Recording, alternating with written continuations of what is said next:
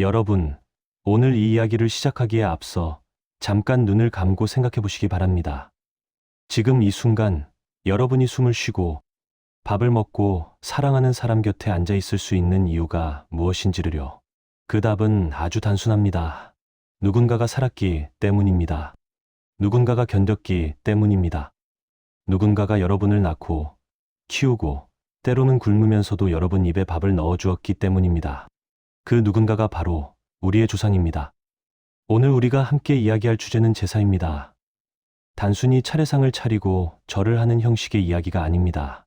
왜 우리는 돌아가신 분들을 기억해야 하는가? 그 기억이 살아있는 우리에게 어떤 힘을 주는가? 그리고 그 힘이 끊어질 때 무슨 일이 일어나는가에 대한 아주 깊고 진지한 이야기입니다.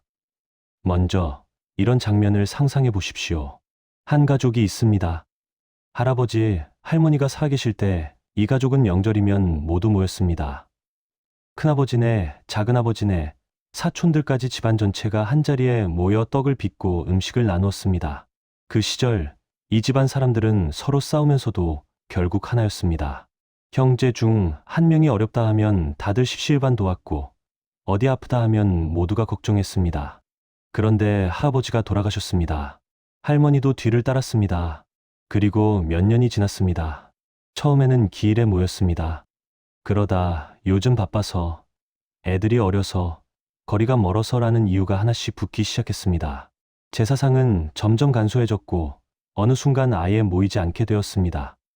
그때부터입니다. 형제들이 재산 문제로 소송을 시작했습니다.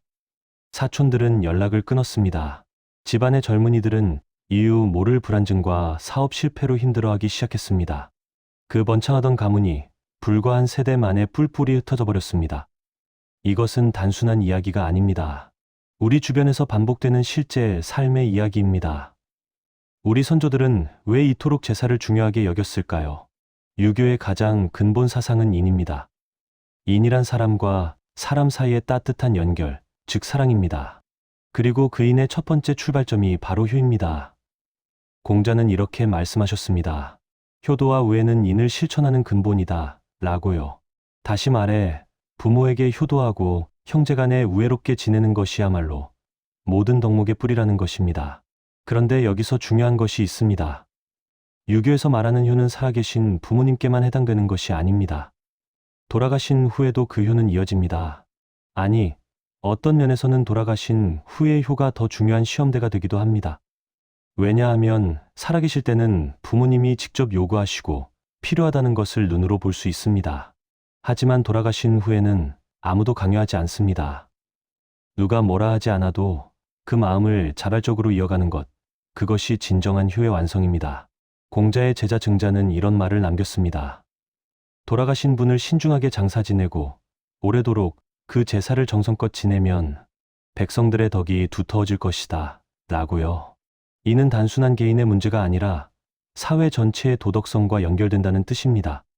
정약용 선생은 이 문제에 대해 더욱 현실적이고 깊이 있는 통찰을 남기셨습니다. 선생은 조상을 모시는 행위를 단순한 미신이나 형식으로 보지 않으셨습니다. 그것은 인간이 자신의 뿌리를 잊지 않는 행위이며 그 뿌리를 통해 현재의 자신을 바로 세우는 행위라고 보셨습니다. 정약용 선생의 핵심 사상 중 하나는 자기 수양입니다.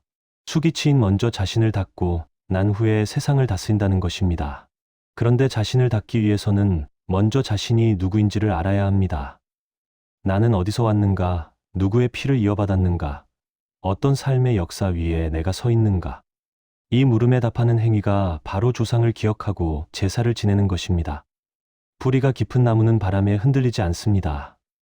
자신의 뿌리를 아는 사람은 삶의 폭풍 앞에서도 쉽게 무너지지 않습니다. 반대로 뿌리를 잘라버린 나무는 아무리 겉이 멀쩡해 보여도 결국 쓰러집니다. 정약용 선생이 우리에게 전하고자 하신 것은 바로 이것입니다. 이제 불교적 관점에서 이야기를 나누어 보겠습니다. 불교에서는 영가라는 개념이 있습니다. 육신을 떠난 영혼, 즉 이미 세상을 떠난 분들의 의식을 영가라고 부릅니다. 불교에서는 사람이 죽는다고 해서 그 모든 것이 한 번에 사라진다고 보지 않습니다. 즉 살아생전에 지은 행위와 마음의 흔적은 의식 속에 남아 다음 생으로 이어집니다. 그리고 그 전환의 과정, 이른바 중음의 기간 동안 영가는 살아있는 자손들의 기도와 공덕에 의해 영향을 받을 수 있다고 가르칩니다. 이것이 바로 천도제의 근거입니다. 살아있는 자들이 정성껏 올리는 공덕과 지도가 떠난 영가의 다음 행로에 도움이 된다는 것입니다. 하지만 불교적 관점에서 더 중요한 것은 다른 곳에 있습니다. 불교는 인연을 매우 중요하게 봅니다. 이 세상에 우연은 없습니다. 내가 지금 이 부모님의 자녀로 태어난 것, 이 가문에 태어난 것은 깊은 인연의 결과입니다. 그 인연을 소중히 여기고 감사하고 그 관계를 아름답게 마무리하는 것이 곧 해탈로 가는 길에 하나의 징검다리가 됩니다. 부처님께서는 부모의 은혜를 산보다 높고 바다보다 깊다고 하셨습니다. 부모경에는 이런 말씀이 있습니다. 왼쪽 어깨에 아버지를 모시고 오른쪽 어깨에 어머니를 모시고 수미산을 100번 돌더라도 그 은혜를 다 갚을 수 없다고요. 그만큼 부모의 은혜는 크고 깊습니다. 그 은혜를 기억하고 갚으려는 마음이 살아계실 때는 봉양으로, 돌아가신 후에는 제사와 추모로 이어지는 것입니다. 그렇다면 제사날 정말 조상님들이 오시는 걸까요? 이 물음은 많은 분들이 마음속에 품고 있지만 쉽게 꺼내지 못하는 질문입니다. 과학적으로 증명할 수 없다며 일축하는 분도 있고 반드시 오신다는 믿음으로 정성을 다하시는 분도 있습니다. 불교적으로 보면 의식이란 파동입니다. 기도하고 집중하고 간절히 기억하는 그 에너지는 물질적 세계를 넘어 의식의 영역에서 영향을 미친다고 봅니다. 그것이 영가에게 전달되는가, 영가가 실제로 그 자리에 오는가의 문제는 인간의 인식으로 완전히 파악할 수 없는 영역입니다. 하지만 중요한 것은 이것입니다. 제사상을 앞에 두고 두 손을 모아 절을 올리는 그 순간, 우리는 무엇을 하고 있는가를 생각해 보십시오. 우리는 돌아가신 분을 기억하고 있습니다. 그분의 삶을, 그분의 희생을, 그분이 우리에게 준 모든 것을 마음속에 떠올립니다. 그 행위 자체가 이미 영적인 연결입니다. 심리학적으로도 이것은 매우 중요한 의미가 있습니다. 고인과의 연결감을 유지하는 것은 애도의 건강한 과정이며 삶의 연속성과 정체성을 강화하는 데 도움이 됩니다. 가족 제사는 단순한 의례가 아니라 살아있는 사람들이 자신의 뿌리를 확인하고 서로를 향한 유대를 새롭게 하는 시간입니다. 조상님이 오시는가, 오시지 않는가의 문제를 넘어 우리가 그분들을 부르는 그 마음이 이미 하나의 기적입니다. 이제 오늘날 우리 사회를 이야기해봐야 할 것 같습니다. 요즘은 3일장도 치르지 않고 하루 만에 탈상을 끝내는 경우가 늘고 있습니다. 제사는 번거롭고 시대에 맞지 않는 구습이라 여기는 시각도 있습니다. 특히 젊은 세대를 중심으로 제사 폐지가 당연한 것처럼 이야기되기도 합니다. 이 변화를 무조건 나쁘다고만 할 수는 없습니다. 형식이 지나치게 번거롭거나 불평등하게 여성에게 부담이 집중되었던 문제는 분명히 개선이 필요합니다. 시대가 변하면 형식도 변할 수 있습니다. 그러나 형식을 바꾸는 것과 마음을 끊어버리는 것은 전혀 다른 이야기입니다. 제사상을 간소하게 차리더라도 함께 모여 그분을 기억하는 것과 아예 기억하지 않는 것 사이에는 하늘과 땅 차이가 있습니다. 오늘날 가족 해체 현상이 심각한 수준에 이르고 있습니다. 형제 간 단절, 세대 간 단절, 개인화의 심화.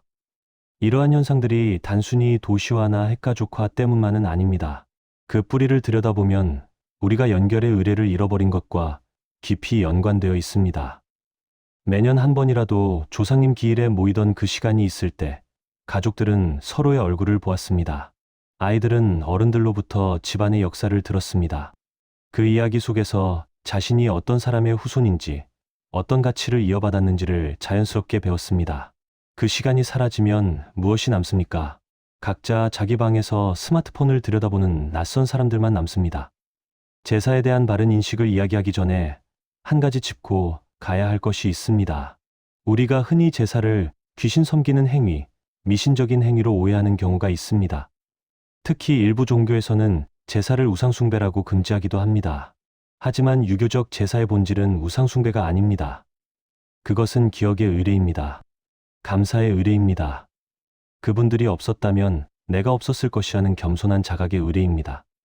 제사상에 음식을 올리는 것은 그분들이 배고파서가 아닙니다.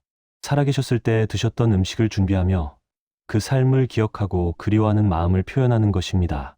절을 올리는 것은 귀신에게 굴복하는 것이 아닙니다. 그 은혜 앞에 내 교만한 머리를 숙이는 것입니다.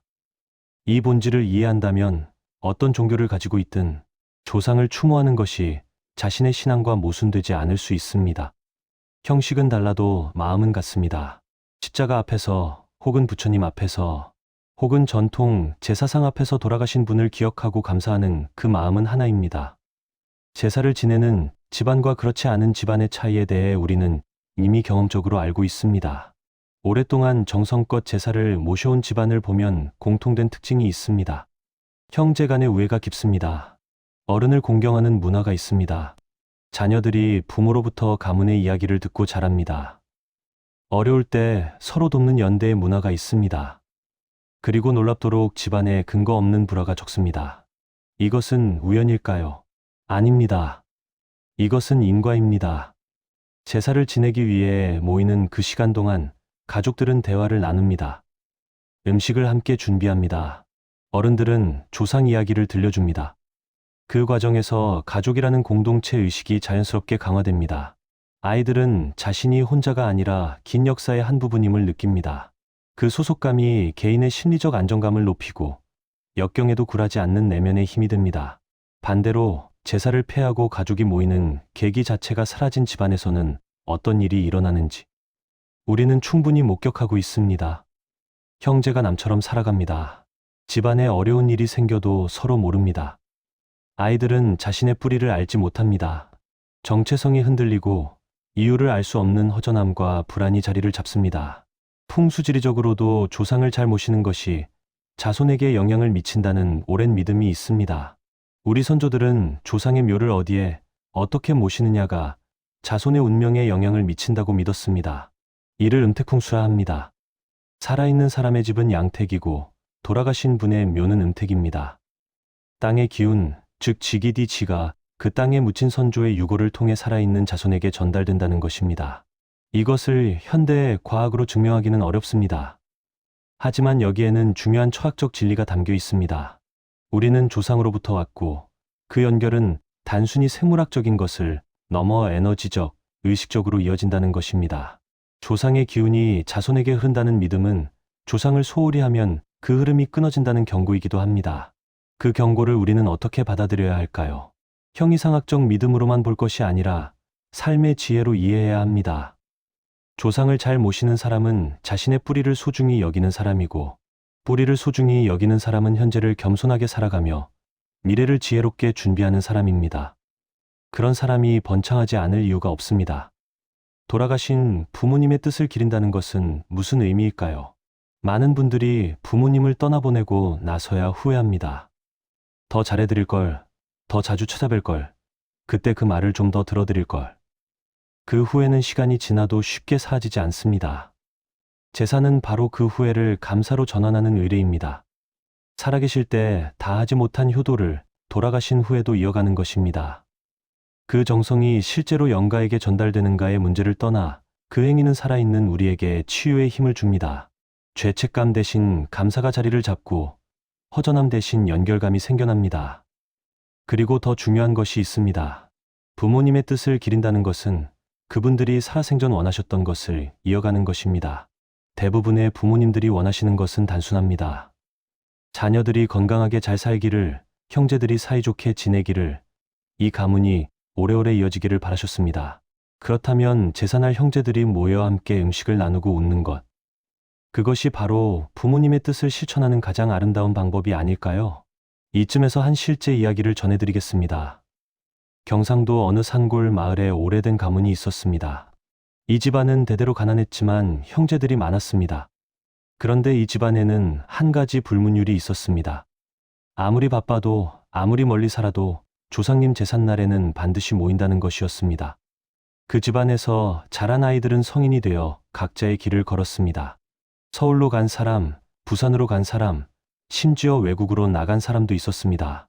하지만 제삿날이 되면 모두 고향으로 돌아왔습니다. 그 과정에서 형제들은 서로의 삶을 알게 되었습니다.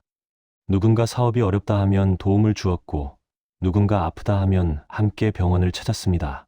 그 집안 아이들은 어려서부터 우리 집안은 모이는 집안이라는 것을 몸으로 배웠습니다. 세월이 흘러 그 집안이 번창했습니다. 부자가 된 것이 아니라 사람이 모이는 집안이 된 것입니다.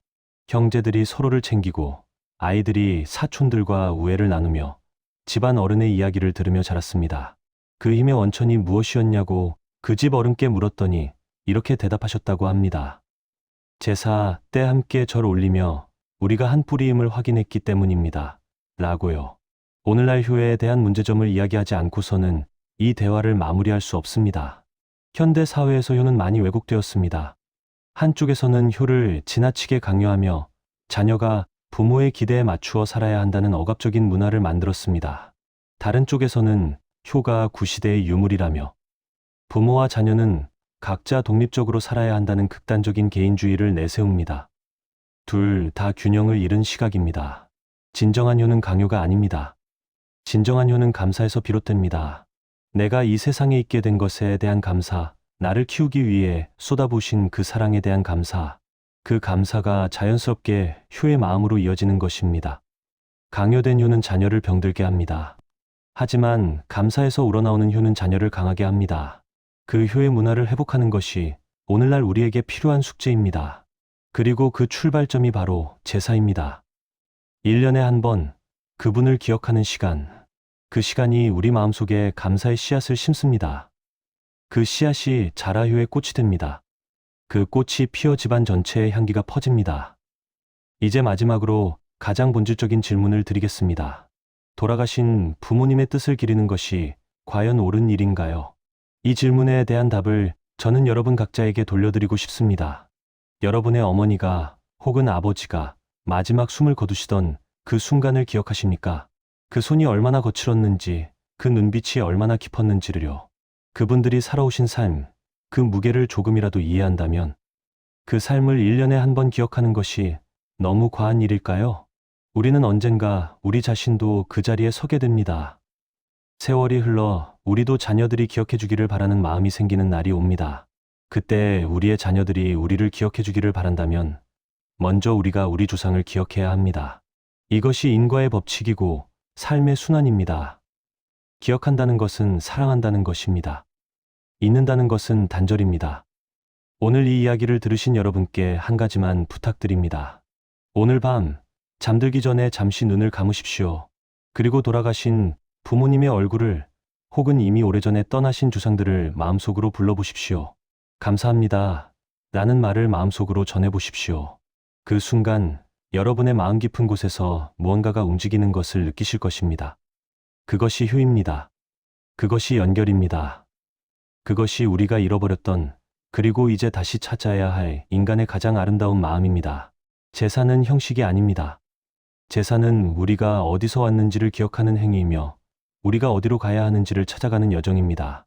그 여정을 이어가는 집안에 번창이 찾아옵니다. 그것은 돈과 명예 이전에 사람과 사람 사이의 따뜻한 연결이라는 가장 근본적인 번창입니다. 오늘도 어딘가에서 묵묵히 조상님 제사를 모시는 분들이 계십니다. 그 정성이 절대 헛되지 않습니다. 그 마음이 반드시 자손들에게 그리고 이 땅 전체의 선한 기운으로 돌아올 것입니다. 감사합니다.